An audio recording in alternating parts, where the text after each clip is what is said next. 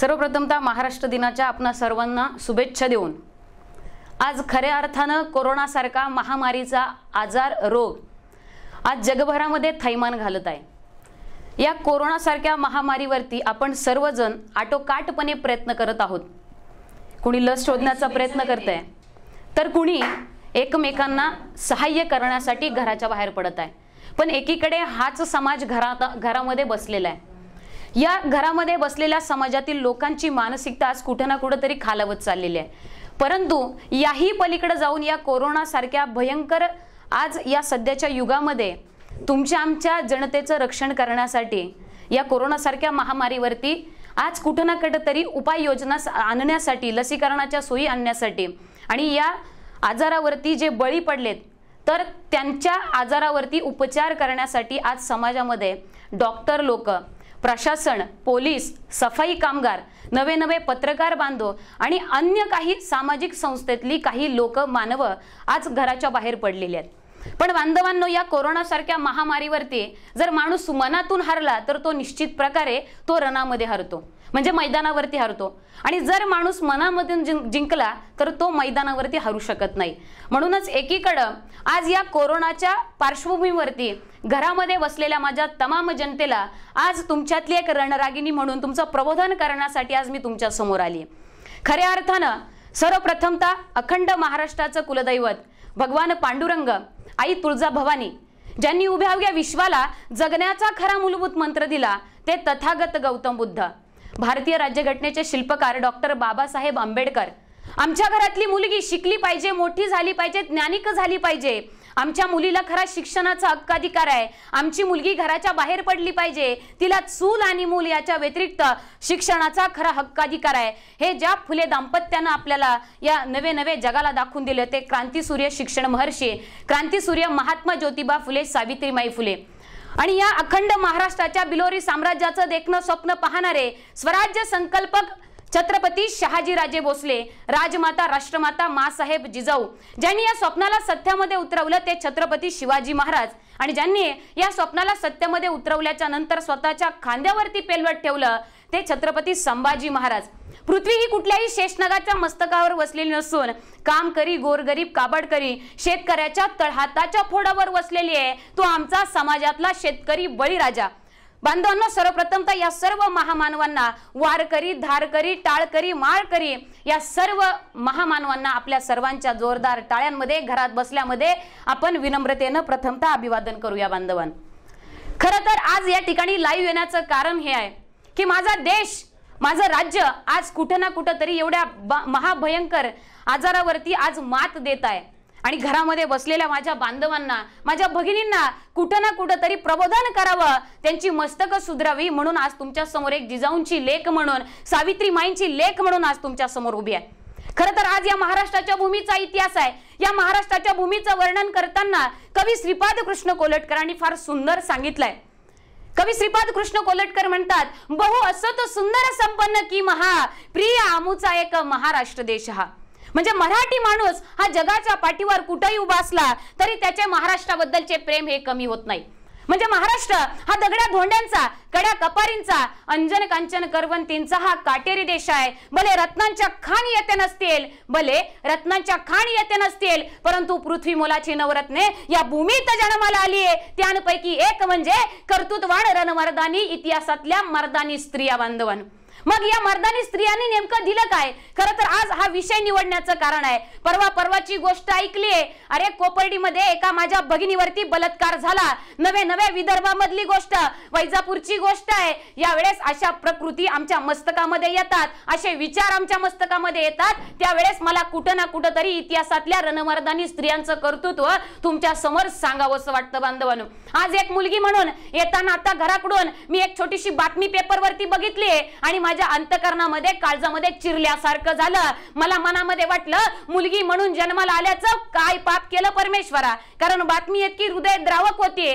सकाळी कालची बातमी आपल्या महाराष्ट्र जिल्ह्यामधील अहमदनगर, महाराष्ट्र राज्यामधील अहमदनगर जिल्ह्यातील शेवगाव नावाचा तालुका, या शेवगाव नावाच्या तालुक्यामध्ये एक ग्रामीण भागामध्ये स्त्री जातीचं अर्भक जन्माला आलं आणि याच अर्भकाला जन्मदात्या माता पित्याने शेतामध्ये, कांद्याच्या शेतामध्ये रात्रीच्या भर अंधाऱ्या काळोखामध्ये फेकून दिलं. ज्या वेळेस सकाळच्या प्रहरी ज्यावेळेस काही माता भगिनी कांद्याच्या शेतामध्ये कांद्याचं पीक काढण्यासाठी गेल्या, आजूबाजूच्या वातावरणामधून रडलेल्या लहान बाळाचा आवाज येऊ लागला. त्यावेळेस या माझ्या सगळ्या माता भगिनी तिथं गेल्या, बाळाचा कानोसा घेतला. लहान स्त्री जातीचं अर्भक त्यांना हातावरती मिळालं. त्या लहान अर्भकाला मुंग्या लागल्या होत्या, रक्ताच्या अंगावरती डाग डाग होते, सफेद रक्त अंगावरती होतं. त्यावेळेस बांधवांनो, अंतकरणातून ही बातमी वाचताना डोळ्यामधून आसव गळत होती आणि मनामध्ये प्रश्न येत होता, काय पाप केलं मी मुलगी म्हणून जन्माला आले? त्या अर्भकाकडे बघितल्याच्या नंतर अंतकरणामध्ये आम्हाला कुठेतरी प्रश्न पडतो का? हा प्रश्न कधीतरी स्वतःच्या मनाला विचारून बघा की आज जेवढे महामानव, महापुरुष या मातीमध्ये जन्माला आले, त्यांना जन्माला घालणारी एक कर्तृत्ववान स्त्री होती, हे आम्ही कधीतरी का विसरतो? आणि म्हणून आज या महाराष्ट्र दिनाच्या निमित्तानं बांधवांनो, तुमच्या समोर महाराष्ट्रातील मर्दानी स्त्रियांचं कर्तृत्व आणि आजचं वास्तव या ज्वलंत आणि महाभयंकर विषयावरती तुमच्या समोर आलेली आहे. परवाची गोष्ट आहे, ज्यावेळेस या कोरोना सारख्या महामारीवरती लसीकरण आणि किट शोधण्याचा प्रकार हा जो काही जगभरामध्ये चालला होता, या वेळेस या कोरोनाच्या किटला, म्हणजे जे टेस्टिंग किट आहे कोविड-19 म्हणून, तर या किटला अगदी काही तुरळक प्रमाणात जगभरामधून अगदी तुरळक लॅब होत्या, त्याच लॅबला मान्यता देण्यात आली होती. त्याच्यामध्ये काहीतरी 8-9 अशा लॅब असतील. आणि आज आपल्यासारख्या भारत देशाला कुठेतरी शर्मेनं मान घालावी लागेल, म्हणून कुठेतरी आज आमच्या समाजातील, भारत देशातील काही भगिनी, काही शास्त्रज्ञ लोक हे किट शोधण्याचा प्रयत्न करत होते. त्यावेळेस पुण्यातली एक लॅब आणि त्या लॅब मध्ये असणारी एक कर्तृत्ववान स्त्री, 7व्या-8व्या महिन्याची गर्भवती स्त्री, त्या काय मिनल डावके भोसले म्हणून आमच्या भगिनी, या भगिनींनी त्या किटचं संशोधन केलं. अगदी कमी तासामध्ये त्याचा रिझल्ट येऊ लागला आणि अगदी काही दिवसांनीच, अगदी काही तासांनीच त्यांनी एका नवजात अर्भकाला जन्म दिला. ते अर्भक होतं स्त्री जातीचं. कुठंतरी कर्तृत्वानं आम्हाला अंतकरणामधून म्हणावंसं वाटतं की ह्या रणमर्दानी स्त्रिया आमच्या मातीमध्ये जन्माला आल्या, ज्या स्त्रियांनी या मातीमध्ये रणमर्द पुरुष सुद्धा घडवले. पण आज आमच्या समाजाची परिस्थिती काय झाली आहे? छत्रपती शिवाजी महाराजांना घडवणारी एक राजमाता, राष्ट्रमाता जिजाऊ होती. अरे, ज्यांनी घटना लिहिली ते डॉक्टर बाबासाहेब आंबेडकरांना आदर्श देणारी माता भीमाई आणि पत्नी रमाई होती. हे आम्ही का विसरत चाललोय? महात्मा ज्योतिबा फुले, स्त्री शिक्षणाचा वसा घ्यायचा आहे, स्त्रियांना शिकवायचं आहे, पुढे न्यायचं आहे, पण सगळ्यात पहिल्यांदा स्त्री शिकली पाहिजे म्हणून स्वतःच्या पत्नीला महात्मा फुलेंनी शिकवलं. त्या स्त्रीचं, त्या पत्नीचं नाव म्हणजे क्रांतीज्योती सावित्रीमाई फुले. हे आम्ही का विसरत चाललोय? आणि म्हणून आज तुमच्या समोर हा विषय मला मांडावासा वाटतोय. माझ्या राजमाता, राष्ट्रमाता जिजाऊंनी शिवाजी महाराजांवर काय संस्कार दिले? शिवबा राजा आमचा आदर्श घडला, पण शिवबा राजांना घडवणारी राजमाता जिजाऊ होती. आईच्या गर्भातून बाळ जन्माला आल्याच्या नंतर संस्कारानं घडून येत नाहीये, जन्माला आल्याच्या नंतर पोरावरती संस्कार दिले जातात. हे संस्कार माझ्या राजमाता, राष्ट्रमाता जिजाऊनं बाळ शिवबावरती दिले. शिवाजी महाराज आई जिजाऊच्या संस्कारांनी घडत होते. वयाच्या 16 वर्षी छत्रपती शिवाजी महाराजांनी पहिला किल्ला स्वराज्यात सामील केला. वय काय होतं? वय होतं 16 वर्ष. कधीतरी विचार करा, या वयाच्या 16 वर्षात आपल्या घरात जन्माला घातलेली आपली पोरं करतायत काय? विचारा मनाला प्रश्न कधीतरी.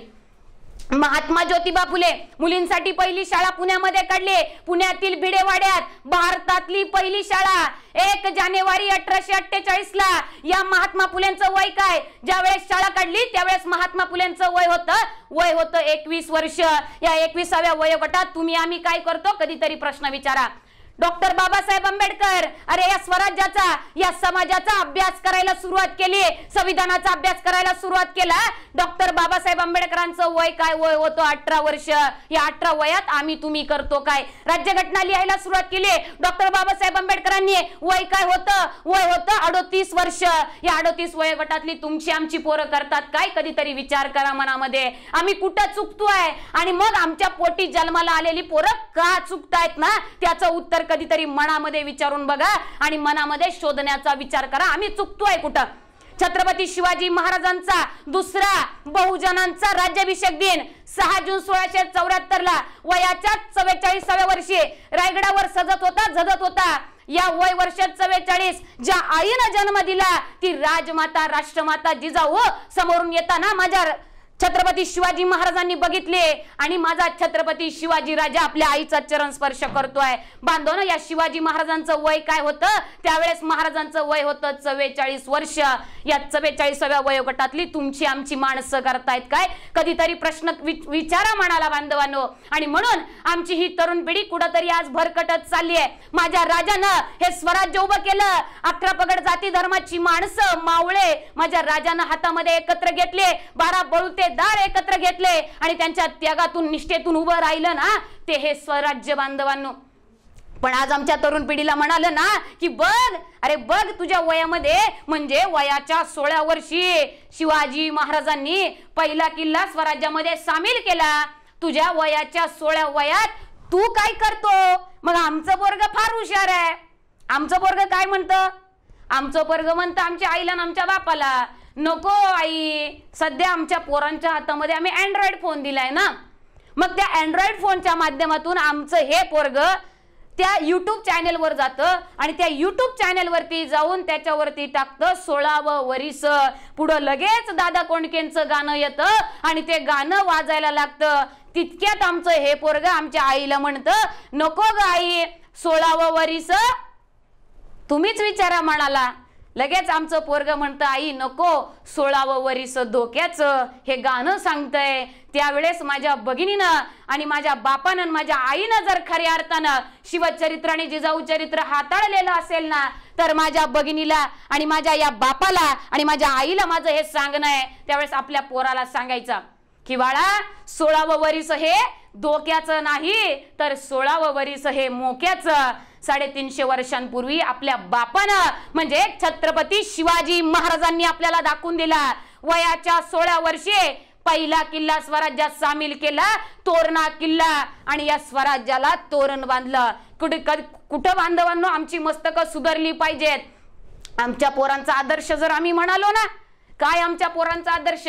तर आजची वस्तुस्थिती आहे. आमच्या पोरांचा आदर्श कुठला? आमच्या पोराला म्हटलं की आमचं पोरग खिशातून पाकिट बाहेर काढतं, पाकिटामध्ये सलमान खानचा फोटो असतो, आमिर खानचा फोटो असतो, शाहरुख खानचा फोटो असतो, आणि हे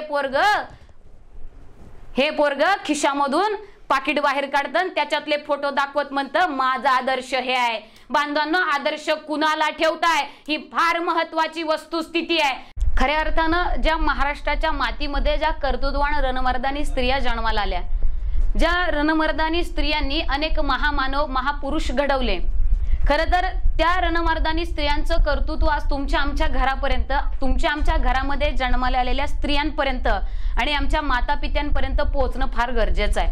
खऱ्या अर्थानं महात्मा ज्योतिबा फुलेंनी 1 जानेवारी 1848 ला मुलींसाठी भारतातली पहिली शाळा काढली पुण्यातील भिडेवाड्यामध्ये. आणि ज्या वेळेस महात्मा ज्योतिबा फुले आणि सावित्रीमाई फुले मुलींना स्त्री शिक्षणाचे धडे त्या ठिकाणी देऊ लागले, त्यावेळेस भारत हा पारतंत्र्यात होता. म्हणजे भारत स्वतंत्र झाला तो 15 ऑगस्ट 1947 या दिनी, आणि ज्यावेळेस शाळा काढली तो कालखंड होता 1 जानेवारी 1848. म्हणजे भारत हा पारतंत्र्यात होता. आणि त्यावेळेस या फुलं दाम्पत्यांना वाटलं की स्त्रिया शिकल्या पाहिजे, तुमच्या आमच्या घरातली मुलगी शिकली पाहिजे, ज्ञानिक झाली पाहिजे, घराच्या बाहेर पडली पाहिजे.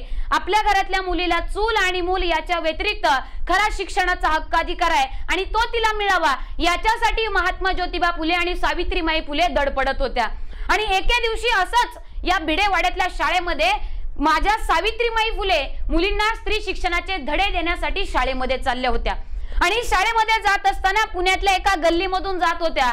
कुणीतरी यायचं माझ्या सावित्रीमाईच्या अंगावरती दगड फेकायचा, कुणीतरी यायचं चिखलगाळ फेकायचा, कुणीतरी यायचं तोंडामध्ये पानाचा विडा खायचा आणि त्या माझ्या सावित्रीमाईच्या अंगावर थुंकायचा, कुणीतरी यायचं आणि माझ्या सावित्रीमाईला शिवीगाळ करायचं, कुणीतरी यायचं म्हणायचं अरे आता ही चालली का मुलींना शिकवायला, आता म्हणजे आमचा धर्म बुडणार, आणि ही धर्म बुडवे असं म्हणून माझ्या सावित्रीमाईला हिनवण्याचं काम काही समाजकंटक समाजातले करत होते. पण माझी सावित्रीमाई निराश झाली नाही, हताश झाली नाही.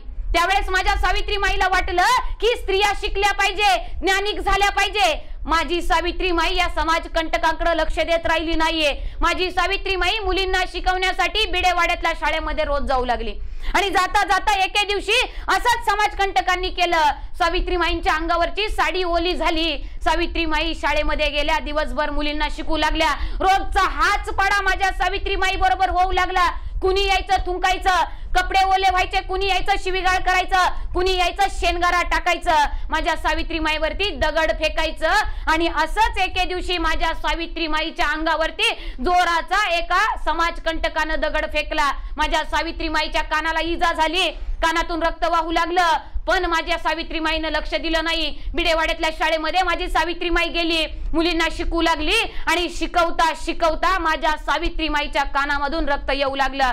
त्याच वेळेस समोर बसलेल्या काही माझ्या बालभगिनी, माझ्या काही लहान मुली त्या ठिकाणी शिक्षणाचा वसा घेत होत्या आणि त्याच दुसऱ्या रांगेमध्ये बसलेली एक छोटीशी मुलगी उभी राहिली आणि माझ्या सावित्रीमाईला म्हणाली की माई, तुमच्या कानातून रक्त येतंय, माई तुम्ही आम्हाला शिकवताय, तुमच्या कानातून रक्त येतंय म्हणून तुमच्या डोळ्यात पाणी येत नाही ना. कारण त्यावेळेस त्या मुली पाठीवरती अननसाचा आईचा ही अक्षर गिरवत होती आणि ही अक्षरं गिरवत असताना माझ्या सावित्रीमाईच्या डोळ्यातून पाणी गळाळत होतं. आणि त्याच वेळेस ती मुलगी न राहून पुन्हा माझ्या सावित्रीमाईला म्हणाली की सावित्री आई, तुमच्या कानाला इजा झाली आहे, तुमच्या कानातून रक्त येतंय म्हणून तर तुम्ही रडत नाहीत ना.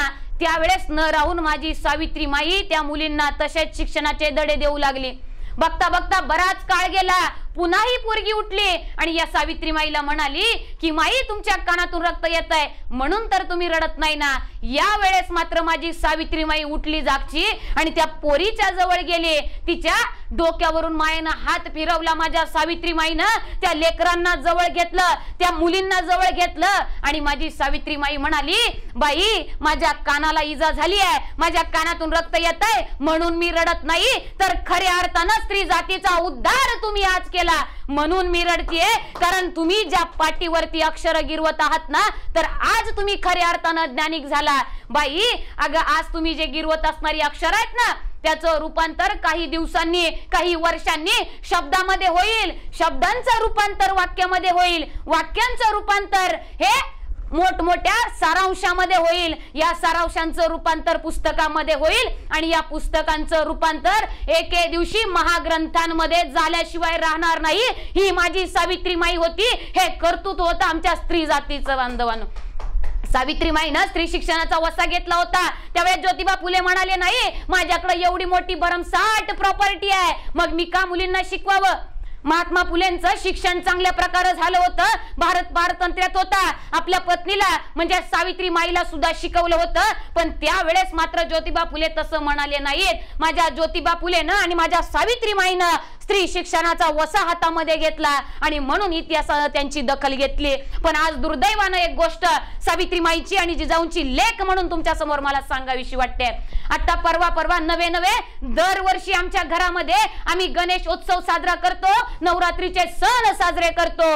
याच पुण्यातल्या बिडेवाड्याच्या दुसऱ्या गल्लीमध्ये आपल्या सर्वांचं आराध्य दैवत श्रीमंत दगडूशेठचा गणपती आहे. बांधवांनो, ज्या वेळेस गणेश उत्सव येतात त्यावेळेसच या महाराष्ट्रातल्या नवे भारतातल्या आणि भारताबाहेरच्या सुद्धा काही भगिनी त्या दगडूशेठ, श्रीमंत दगडूशेठ गणपतीच्या समोरच्या रस्त्यावरती त्या प्रांगणामध्ये बसतात, अथर्वशीर्षाचं पुस्तक हातामध्ये घेतात, अथर्वशीर्ष पठण करतात. एक नाही, दोन नाही, तीन नाही, एक नाही, दोन नाही, तर 108 वेळा ते अथर्वशीर्ष पठण करतात. मग मला एक प्रश्न तुम्हाला विचारायचा आहे की मला सांगा, हे अथर्वशीर्ष पठण करत असताना तुमच्या हातामध्ये ज्ञानाचा वसा दिला कुणी? मग जर तुम्ही खऱ्या अर्थाने हे वाचू शकता, त्याच्या दुसऱ्या गल्लीमध्ये बिडेवाड्यामध्ये भारतातली पहिली शाळा ज्या माझ्या सावित्रीमाईनं आणि माझ्या ज्योतिबा फुलेंना काढली, त्या शाळेची अवस्था आज काय झाली आहे? कधीतरी आपल्याला वाटतं का हा बिडेवाडा ही पहिली शाळा एखादं जागतिक स्वरूपाचं स्मारक व्हावं? नाही वाटत. कुठंतरी आमच्या स्त्रियांना आणि आमच्या तरुण बांधवांना मला हे सांगायचं आहे की हे अंतःकरणामध्ये असू द्या. याही पुढचा प्रश्न आहे. ज्या वेळेस मार्गशीर्ष महिना येतो आणि आमच्या घरातली भगिनी हे आमच्या लक्ष्मी व्रत करायला सुरुवात करते लक्ष्मी व्रत करते आणि मग एक चौरंग घेणार, त्याच्यावरती सगळी पाठपूजा करणार, ठेवणार आणि त्याच्या पुढे लक्ष्मी मातेचं व्रताचं पुस्तक घेणार आणि ते वाचायला सुरुवात करणार. पुस्तकाची पहिली ओळ आहे, एक आटपाट नगर होतं. हे वाचायला कुणामुळे शिकालात? कधीतरी बांधवांनो, माझ्या भगिनींनो, आपल्या मस्तकाला हा प्रश्न विचारून बघा. म्हणून तुमच्या समोर मला आजचं वास्तव मांडायचं आहे आणि इतिहासातल्या रणमर्दानी स्त्रियांचं कर्तृत्व तुमच्या समोर सांगायचं आहे. माझ्या जिजाऊंनी शिवाजी राजा कसा घडवला? अरे जगनिद्रित होते तेव्हा वेदांत इथे रचलेले, जगनिद्रित होते तेव्हा वेदांत इथे रचलेले, जग जागृत झाले तेव्हा शास्त्रार्थ इथे झालेले. यशवंत धनवंत जगी बुद्धीने श्रीमंत, यशवंत धनवंत जगी बुद्धीने श्रीमंत. एक काळ ऐसा होता रोमांच येती आठविता, रोमांच येती आठविता, रोमांच येती आठविता. हे माझ्या जिजाऊ राजमाता राष्ट्रमाता जिजाऊंचं कर्तृत्व होतं. माझ्या जिजाऊंच्या गर्भामधून एक वीरस्त्री संचारली होती ना, ते म्हणजे छत्रपती शिवाजी महाराज. आपल्या शिवा बाळाला काय संस्कार दिले जिजाऊंनी? शिवाजी महाराज दक्षिण दिग्विजयची मोहीम करून परतत होते आणि रस्त्यामध्ये येत असताना एक बेलवडी नावाचं गाव लागलं. या गावामधून जात असताना महाराजांच्या नजरेला एक छोटीशी गडी लागली. आता ही छोटीशी गडी म्हटलं ना बांधवांनो, तर एक अगदी तुमच्या भाषेमध्ये छोटासा राजवाडा. आणि महाराजांनी ही गडी बघितली आणि ही गडी बघितल्याच्या नंतर महाराजांना ती गडी प्रचंड आवडली आणि महाराजांनी आपल्या मावळ्यांना आदेश दिला, अरे आपल्याला ही गडी जिंकायची आहे. आणि मावळे त्या गडीवर तुटून पडले. आता छोटीशी गडी म्हटलं तर जिंकण्यासाठी 1-2 दिवस पुरेसा आहे, पण बघता बघता मावळे गडीवर तुटून पडले. सकाळचा सूर्योदय संध्याकाळी झाला, पण बघता बघता गडी काही मिळेना. 1 दिवस झाला, 2 दिवस झाले, 3 दिवस झाले, बघता बघता 8 दिवस लोटले, 15 दिवस गेले. महाराजांना प्रश्न पडला, कोण लढतय शत्रू आतमधून? एवढ्या चिवटपणानं महाराजांना प्रश्न पडला, मावळ्यांना पडला, कोण लढतय ती गडी? एवढीशी छोटीशी गडी जिंकण्यासाठी एवढा काळ लागतोय. बघता बघता 1 महिना लोटला आणि अखेर ही गडी महाराजांच्या मावळ्यांच्या ताब्यात आली. त्या गडीचं नाव होतं देसाई गडी. महाराजांना ती गडी जिंकल्याचा आनंद झाला. एक खबऱ्या गेला, मावळा गेला, महाराजांना आनंदाची बातमी दिली. महाराजांना आनंद झाला, गडी जिंकली आहे. पण मनामध्ये प्रश्नांचं काहूर होतं, कोण लढत होतं ही गडी एवढ्या चिवटपणानं? ही गडी जिंकण्यासाठी 1 दिवस पुरेसा आहे, पण बघता बघता महिना गेला. महाराजांनी मावळ्यांना सांगितलं, कोण होता शत्रू? जा माझ्या समोर उभं करा. आणि तितक्यात या देसाई गडीच्या आतमध्ये असणाऱ्या गादीवरती माझा राजा आतमध्ये चाललाय, गादीवर स्थानापन्न झालाय. माझा राजा गादीवरती बसलाय आणि तितक्यात मावळ्यांनी साखळ दंडांना बांधलेली एक परस्त्री माझ्या राजाच्या गादीच्या दरबाराच्या पुढे आणली आणि तितक्यात माझा छत्रपती शिवा राजा जाग्यावरून उठला. ताडदशी उठला माझा राजा आणि माझ्या राजानं मावळ्यांना आदेश दिला, अरे कोण आहेत त्यांना बंदमुक्त करा. आणि मावळ्यांनी ताडदिशी त्या परस्त्रीचे साखळदंड सोडले आणि तशी ती परस्त्री माझ्या राजाच्या दिशेनं भरधाव वेगानं पळत आली. माझ्या राजाच्या चरणावर पडली, चरण धरले आणि ढसा ढसा रडू लागली आणि रडता रडता म्हणाली, राज राज मला मारू नका, राज मला जीवदान द्या, राज मला मारू नका असं ती म्हणतीये, रडतीये आणि रडता रडता राजांना विनवणी करते. तितक्यात माझ्या राजानं करावं काय? माझ्या राजानं त्या स्त्रीला, म्हणजे त्या स्त्रीचं नाव होतं सावित्री देसाई, ती देसाई गडीची मालकीन होती, ती सावित्री देसाई ताडदिशी उभी राहिली. माझ्या राजानं त्या परस्त्रीचे खांदे धरले आणि माझा राजा त्या परस्त्रीसाठी म्हणतोय, उठ ताई, काय झालं तुला रडायला, का रडतीयस तू? आणि त्याच वेळेस ही माझी सावित्री देसाई उभी राहिली आणि माझ्या राजाच्या मुखाकडे बघत राहिली आणि तितक्यात माझा राजा म्हणतोय, ताई उठ, मी तुला ताई म्हणालो, अगं मी तुझा भाऊ झालो, तू का रडतीयस? त्यावेळेस ही सावित्री देसाई छत्रपती शिवाजी महाराजांच्या मुखाकडे बघत रडत असताना म्हणतीये कशी आहे की, राज राज मला मारू नका, ही गडी तुम्हाला घेऊन टाका, मला मारू नका, मला जीवदान द्या, राज मला जीवदान एवढ्यासाठी द्या की माझ्या माघारी एक तानं बाळ आहे आणि मी जर मेले तर माझ्या तान्या बाळाचं होईल काय, म्हणून राज मला जीवदान द्या. असं म्हणता क्षणी माझा राजा ताडदिशी उठलाय. त्याने त्या परस्त्रीचे खांदे धरले, माझ्या राजाच्या डोळ्यातून पाणी येऊ लागलं. रडता रडता माझा राजा म्हणतोय त्या परस्त्रीला, ताई कुठं आहे तुझं बाळ? आणि महाराजा शिवाजी महाराजांनी त्या मावळ्यांना आदेश दिला, जा माझ्या ताईच्या तान्या बाळाला घेऊन या. मावळे गेले, तान्या बाळाला घेऊन आले आणि माझ्या छत्रपती शिवराजानं त्या तान्या बाळाला हातावरती घेतला आणि त्या परस्त्रीकडं म्हणजे त्या सावित्री देसाईकडे बघत माझा शिवराजा पुटपुटतोय, माझा राजा म्हणतोय, ताई ज्या अर्थी मी तुला ताई म्हणालो तू माझी बहीण झाली, हे बाळ म्हणजे माझा भाचा झालं आणि उभ्या जन्मात पहिल्यांदा मी माझ्या भाचाला भेटतोय, त्याला काहीतरी भेट दिली पाहिजे ना. मग मी ताई असं करतो, ही जिंकलेली देसाई गडी मी माझ्या या बाळाला म्हणजे माझ्या भाच्याला परत देऊ करतोय आणि या देसाई गडीच्या आजूबाजूचा सगळा प्रदेश ताई तू माझी बहीण म्हणून तुझ्या बांगडी चोळीसाठी तुला परत देऊ करतोय. हे कर्तृत्व होतं माझ्या छत्रपती शिवराजाचं. माझा राजा त्या राजाचं कर्तृत्व करून पुढे निघून गेला, आपल्या गावाला आपल्या वाटेवरती पुढे निघून गेला. पण त्या सावित्री देसाईनं या छत्रपती शिवाजी महाराजांच्या कर्तृत्वाची दखल घेतली. आजही आपण त्या ठिकाणी गेलो तर आपल्याला एक शिल्प बघायला मिळतं. त्या शिल्प म्हणजे असं आहे की छत्रपती शिवाजी राजे एका सिंहासनावर बसलेले आहेत, त्यांच्या मांडीवरती तानं बाळ आहे आणि माझा छत्रपती शिवराजा त्या तान्या बाळाला दूध भात घास भरवतोय आणि एक मातृत्वानं तहानलेली आई या दोघांकडे बघतीये. असं मोठं कर्तृत्व माझ्या छत्रपती शिवराजाचं होतं. कारण संस्कार देणारी राजमाता राष्ट्रमाता जिजाऊ होती. जिजाऊंनी शिवाजी महाराजांना सांगितलं होतं, शुभा लक्षात ठेवा, स्वतःची धर्मपत्नी सोडली, समाजात असणारी हर एक स्त्री ही तुमची आई आणि ताई समान आहे, तिला तशी वागणूक द्या. शुभा माझा राजा कर्तृत्वानं घडला, संस्कारानं घडला. कधीतरी आपल्या मस्तकामध्ये हे विचार घालून बघा, तुमची आमची पोरं करतायत काय. म्हणून लक्षात घ्या, जगातल्या प्रत्येक राजाच्या दरबारामध्ये स्त्रिया बाया नाचवल्या गेल्या, पण जगातला एकमेव राजा असा होता ज्याच्या दरबारामध्ये स्त्रिया नाचवल्या गेल्या नाहीत. त्या राजाचं नाव म्हणजे छत्रपती शिवाजी महाराज आहे. हे कधीतरी तुम्ही आम्ही अंतकरणामध्ये उतरवलं पाहिजे, लक्षात घेतलं पाहिजे. मगाशी सांगितलं, चांगले विचार मातीतून सोनं उगवतात, पण वाईट विचार ही सोन्याची माती करायला वेळ लावत नाही. म्हणून आपल्या पोरांना चांगले संस्कार द्यायला शिका. कुठलंही पोरग गर्भामधून शिकून येत नाही. काही रक्तगटही आपल्या त्या पोरामध्ये उतरले जातात, संस्कार उतरले जातात, पण जन्माला आल्याच्या नंतर लहान बाळ एक चिखलाचा गोळा आहे, मातीचा गोळा आहे, त्याला जसा आकार देऊ तसं तो घडत जाणार आहे. तुमच्या पोरांना घडवायचं आहे ना तर चांगले संस्कार द्यायला शिकवा. एक ग्रामीण भागातली मुलगी आहे, 18 वर्ष दारिद्र्य असणारी पोरगी आहे, आई बाप वडील व्यसनी, भाऊ व्यसनी आहे. आई लोकांच्या बांधावरती मोलमजुरी करून संसाराचा गाडा ओढणारी आहे.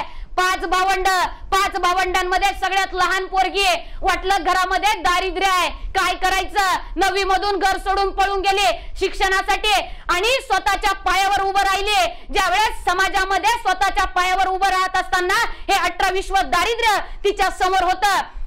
परिस्थितीला हरली नाही, बाप व्यसनी भाऊ व्यसनी म्हणून माना कधी खाली झुकवल्या नाही, पण स्वकर्तृत्वानं उभं राहिले. ज्या वेळेस हे सगळं घडत होतं ना त्यावेळेस बराच काळ गेला, तिच्या मनामध्ये बऱ्याच वेळा आत्महत्याचा प्रयत्न आला, आत्महत्या करण्यापर्यंत ती पोरगी गेली. परंतु ज्या वेळेस तिच्या हातामध्ये शिवचरित्र आणि जिजाऊ चरित्र आलं त्यावेळेस सन्मानानं कर्तृत्वानं समाजामध्ये उभं राहिले. ती पोर म्हणजे आज तुमच्या समोर बोलणारी हीच युवा व्याख्याती अर्चनाताई बोरकरंडे आहे. कारण ज्या दिवशी मला शिवचरित्र कळालं त्या दिवशी बांधवांनो मी कधीच आत्महत्याचा प्रयत्न मनामध्ये आणला नाही. कारण ही एवढी मोठी ताकद या शिवचरित्रामध्ये आहे, एवढी मोठी ताकद या जिजाऊ चरित्रामध्ये आहे. ज्या दिवशी तुम्हाला आम्हाला हे महामानव कळतील त्यावेळेस दिवसापासून बांधवांनो आपल्यामध्ये चांगले विचार निर्माण होतील. आज कोरोना सारखा महाभयंकर आजार ही बिमारी तुमच्या आमच्या घरापर्यंत येऊन आपल्याला आता दारावरती दस्तक देते. पण आज तुम्ही आम्ही माणसं याला घाबरून घरामध्ये कुठेतरी बसून राहिलेलो आहेत. आपण या काही गोष्टींचं नियमांचं पालन करतोय, पण बांधवांनो समाजामध्ये काही बांधव आहेत की जे तुमच्या आमच्यासाठी झटतायत. लक्षात ठेवा, आज येता मगाशी या सरकारी दवाखान्यामध्ये गर्भवती स्त्री बाळंतपणासाठी आली, परंतु तिथल्या काही डॉक्टरांनी मनामध्ये विचार आणला तिला घ्यावं की नाही, कारण कोरोना सारखा आजार आपल्या दारापर्यंत आलाय. त्यावेळेस सांगावं असं वाटतंय की आज आपण माणूस म्हणून जन्माला आलोत, माणसाच्या पोटी जन्माला आलोत, माणसासारखं वागायला शिका. कोरोना सारखा आजार खरा अर्थी तुमच्या मस्तकामध्ये आहे, तुमच्या अंतःकरणामध्ये आहे. ज्या दिवशी तो तुम्ही तिथून बाहेर काढाल त्या दिवशी खऱ्या अर्थानं तुम्ही कोरोनावरती विजय मिळवाल, हेही तितकंच खरं आहे. पण आज आमच्या पोरांची मस्तकं कुठंतरी आज बिघडत चालली आहे. आमच्या शिवाजी महाराजांचा इतिहास, मावळ्यांचा इतिहास आहे, कर्तृत्वानं उभा केलाय. पण हा कर्तृत्वाचा इतिहास खरंच तुम्ही आम्ही जपतोय का? कधीतरी मनाला विचारा.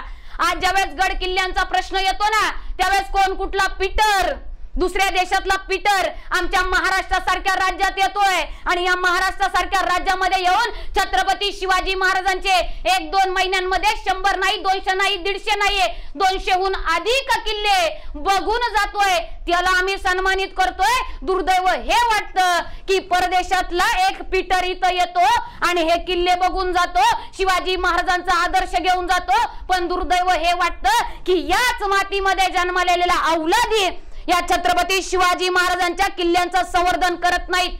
पण आमची पोरं कशासाठी गड किल्ल्यांवर जातात? 31च्या पार्ट्या आणि व्हॅलेंटाईन्स डे साजरे करण्यासाठी आम्ही गड किल्ले बुरुज तटांवर जातो. मला तुम्हाला सांगायचं आहे, कर्तृत्वाचा इतिहास आहे शिवाजी महाराजांचा, मावळ्यांचा. मराठा लात घालील तिथं पाणीच काढलं मराठ्याच्या जातीनं. काय होता मराठा?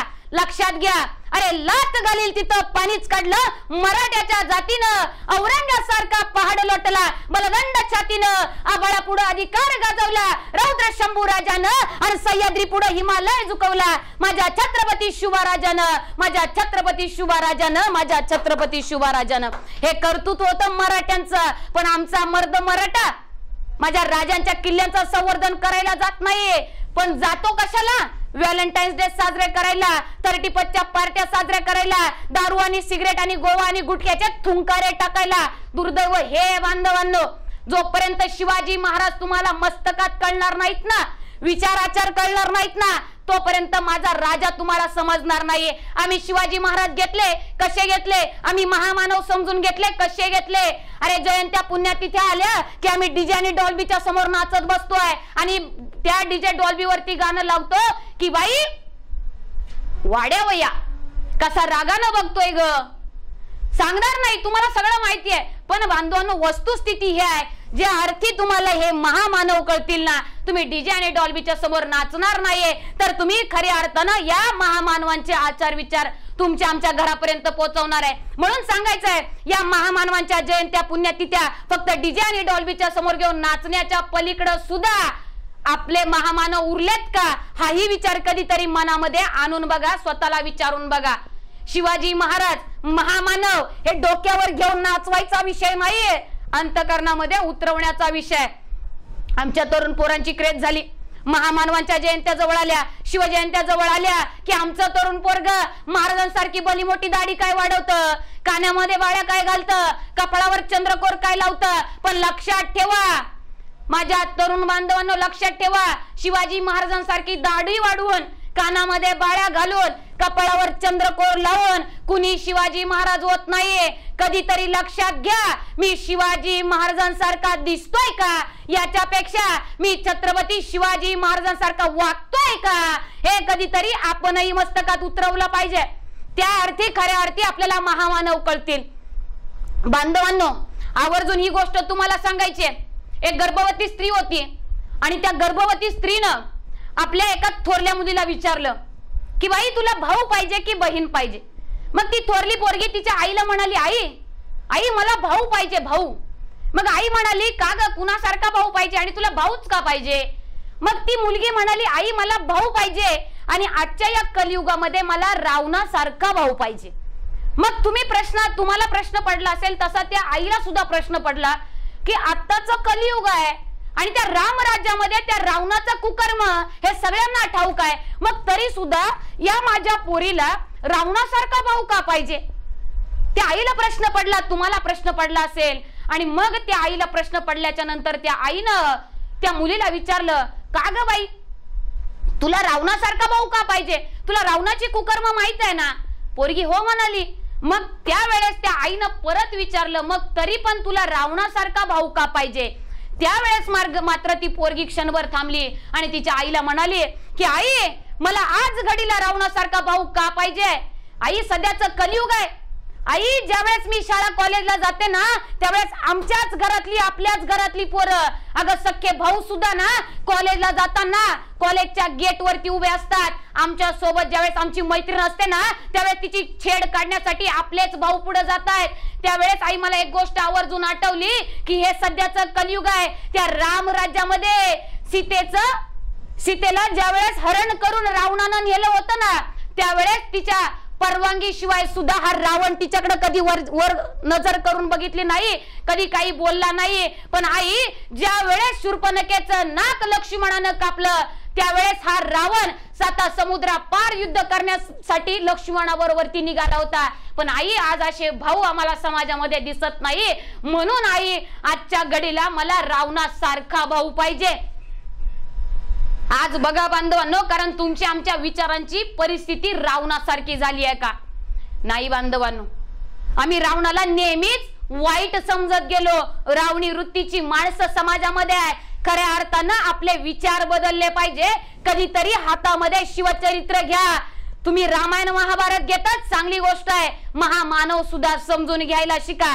कारण या चरित्रांमध्ये फार मोठी ताकद आहे बांधवांनो, फार मोठी ताकद. कुणी कुणी आदर्श घेतला. रवींद्रनाथ टागोरांनी ज्यावेळेस राष्ट्रगीत लिहिलं ना पत्रकार परिषदेमध्ये विचारण्यात आलं एवढं सुंदर वर्णन कुणातून कसं घेतलं. रवींद्रनाथ टागोरांनी सांगितलं हा बलाढ्य बुलंद सह्याद्री आहे. या सह्याद्रीच्या दऱ्याखोऱ्यामध्ये छत्रपती शिवाजी राजा बागडला मावळे त्यांच्या कर्तृत्वातून लिहिलं ते हे राष्ट्रगीत आहे. अरे कुणी कुणी आदर्श सांगावा. भगतसिंग, राजगुरु, सुखदेव फासावरती चालले. भगतसिंग फासावर चालले. वय काय? वय होतं 24 वर्ष. आणि भगतसिंगांना ज्यावेळेस फाशीची शिक्षा सुनावण्यात येते त्यापूर्वी भगतसिंग कटघऱ्यामध्ये उभे आहेत आणि न्यायाधीश विचारतायत भगतसिंग तुम्ही केल्या समाजामध्ये क्रांत्या, तुम्ही केलीत आंदोलन, सांगा तुमच्या बाकी सहकाऱ्यांची नावं सांगा याच्या पाठीमागं असणाऱ्या फितुरांची नावं सांगा. पण भगतसिंगांच्या चेहऱ्यावर हसू आहे. भगतसिंग त्याच वेळेस न्यायाधीशांना म्हणतात अरे इस कदर वाकिफ है कलम मेरे जज्बातों से, मैं अगर इश्क भी लिखना चाहो तो वो इनकलाब लिख देती है आणि इनकलाब जिंदाबाद असा नारा देत माझा भगतसिंग फासावरती चाललाय. न्यायाधीशांनी फाशीची शिक्षा सुनावली आहे आणि भगतसिंग फासावरती चाललेत. हसतायत भगतसिंग. अरे जिच्या बरोबर लग्न केलं ती शेजारी उभी आहे, ती बघतीये माझा कुंकवाचा दनी फासावर चाललाय. ज्या आईनं जन्म दिला ती आई बघतीये माझा भगतसिंग फासावरती चाललाय. दोघीही रडताय पण भगतसिंग मात्र फासावरती हसत हसत चाललेत आणि भगतसिंगांच्या मुखातून बोल बाहेर येत आहेत. जिस चोले को पहन शिवाजी खेले अपनी जान पे, जिस चोले को पहन शिवाजी खेले अपनी जान पे, उस चोले को पहन के निकला हम मस्तानों का टोला, मेरा रंग दे बसंती चोला, मेरा रंग दे बसंती चोला, मेरा रंग दे बसंती चोला. आणि हे गाणं पुढं आलं बांधवन. कधीतरी भगतसिंगांसारखा आदर्श डोळ्यासमोर घेऊन बघा.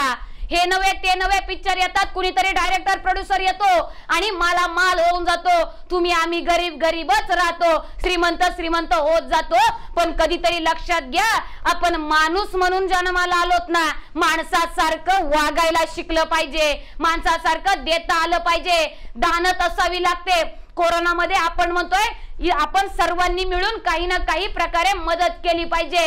अरे भरमसाठ कोट्यवधी माणसं या मातीमध्ये आहेत पण आपण म्हणतोय ऐपत नाही, दानत असावी लागते. आपल्या शेजारी कुणी उपाशी तापाशी आहे काय, एखाद्याच्या दुःखामध्ये सामील व्हा.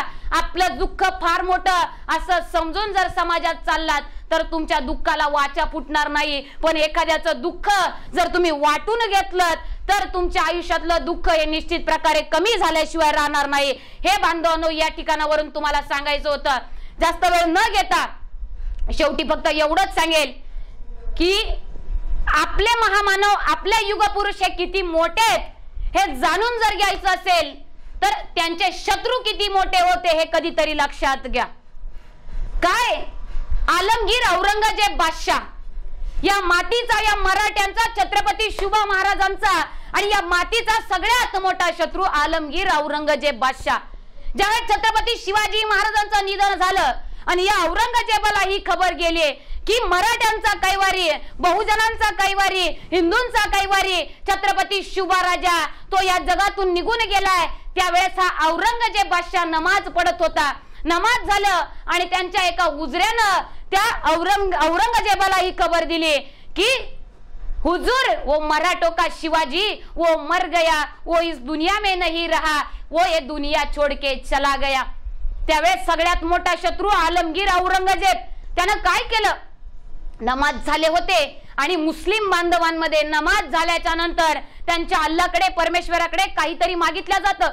म्हणून हा आलमगीर औरंगजेब बादशाह पुन्हा खाली बसला, दोन्ही हात त्याने पुन्हा त्याच्या अल्लाकडे केले आणि हा आलमगीर औरंगजेब म्हणतोय काय, या अल्लाह तेरे जन्नत के दरवाजे हमेशा खुले रखना, या अल्लाह तेरे जन्नत के दरवाजे हमेशा खुले रखना, क्योंकि माँ औरतों का इज्जत करने वाला शिवाजी तेरे दर पे पधार रहा है अल्लाह, तेरे दर पे पधार रहा है अल्लाह.